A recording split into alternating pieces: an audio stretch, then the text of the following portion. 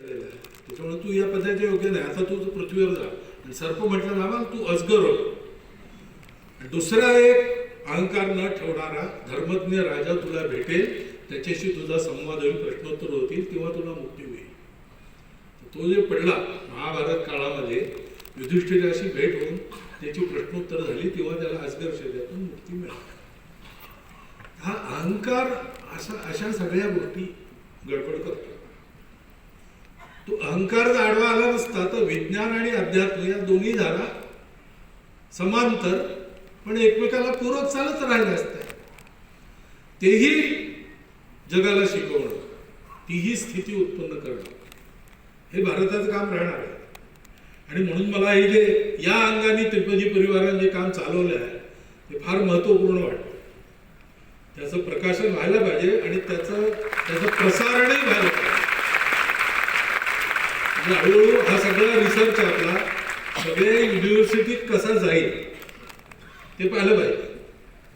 आतापर्यंत कोणी असा प्रयत्नच केला नाही. वेदांमध्ये विज्ञान आहे का, किती आहे, कसं आहे शोधून काढणे. शोधतील तर खजिना मिळेल. काही काही बाबतीत आजच्या विज्ञानाच्या पुढे जाऊ, परंतु लोकांना ते जी भाषा समजते त्या भाषेत समजवणं, ज्या प्रमाणांवर आज सगळ्या गोष्टी ठरवल्या जातात त्या प्रमाणावर ती पुन्हा स्थापित करणं, हे तर सगळ्याच काळी सगळ्यांना करावं लागतं. त्याकरता या सगळ्या गोष्टी अधिक प्रसारित झाल्या पाहिजे असं मला वाटतं. मी सगळीकडे फिरत असतो, त्यामुळे माझ्या जिथे जिथे गोष्टी होती तिथे मी या सगळ्या गोष्टी सांगणारच आहे. दोन कारणांनी सांगतो. एक तर आपल्या समाजामध्ये जितकं वाईट होतं त्याच्यापेक्षा 50 पट अधिक चांगलं होतं आणि करणारे अनेक लोक आहेत. सगळे काही प्रसिद्ध होत नाही, सगळ्यांना प्रसिद्धही व्हायचं, पण ते प्रसिद्ध नाही म्हणून तो होत नाही असं नाही आहे. ही माहिती पोचली की लोकांचा विश्वास वाढतो आणि लोक चांगुलपणाकडे झुकतातच. लोकांची सहज प्रवृत्ती चांगुलपणाकडे असते, पण त्याला दिसत नाही कोणी म्हणून ते बावरल्या अवस्थेत असतात. हा एक फायदा होतो. आणि दुसरा फायदा असा होतो की आपल्यापाशी इतकी मोठी ज्ञान परंपरा आहे, त्या ज्ञान परंपरेतून आज आपण पुष्कळ गोष्टी करू शकतो. त्या करण्याचा आत्मविश्वास आपल्यामध्ये जागावा याकरता हे प्रयोग कामी येते. तर हे झालं पाहिजे. तुम्ही तर करालच. मीही माझ्या बोलण्यातून हातभार लावीन त्या कामाला. स्वयंसेवकांनाही सांगेन संबंध ठेवा, म्हणजे या सगळ्या गोष्टी होत्या.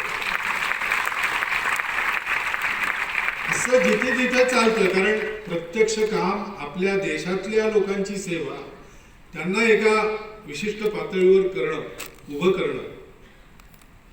पोटात अन्न नसताना काही करू शकत नाही माणूस.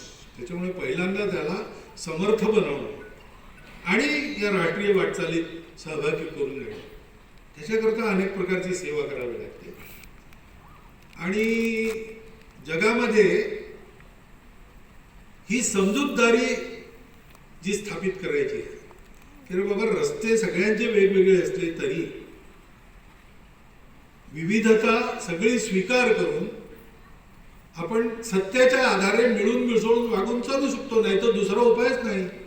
अनेक विवाद, अनेक कलह, अनेक भांडणं जी आहे त्याच्यात उपाय काय आहे? हिसाब नीतीत सांगतात. बोकड्याची गोष्ट.